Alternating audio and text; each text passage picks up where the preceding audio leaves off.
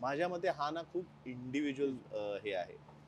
असं काही नसतं लग्न करून सेटल होतो. सॉरी काश्मीरला काही मला हे करायचं नाहीये. असं होतं का? असं काही नसतं.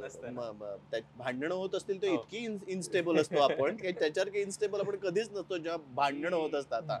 आणि मी असं अजिबात नाही की मी माझ्या आणि प्रियात भांडणं होत नाहीत. कडाक्याची भांडणं होतात आमच्यात.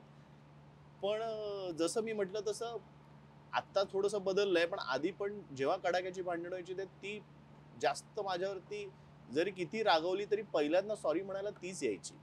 तीच जवळ यायची आणि तिला ते आवडायचंच नाही की अबोला धरलंय. आणि मी असा आहे की मला वेळ दे. कट मास, मला आता काही बोलू नकोस. तू बोललं की अजून ते वाढणार. त्याच्यापेक्षा थांब जरा, उद्या बोलू आपण, आता नको. पण तिचं असं नाही, आता सॉल्व्ह कर आणि शांत हो. तर मला आता का शांत व्हायचंय, मला वेळ हवा आहे शांत व्हायला, सो मला वेळ दे.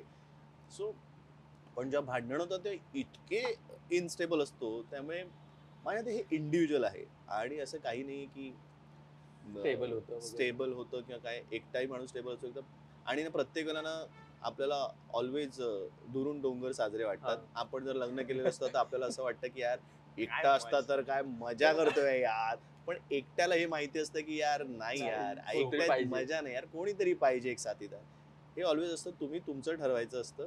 त्यामुळे मी अजिबात उपदेश द्यायला जात नाही कोणाला.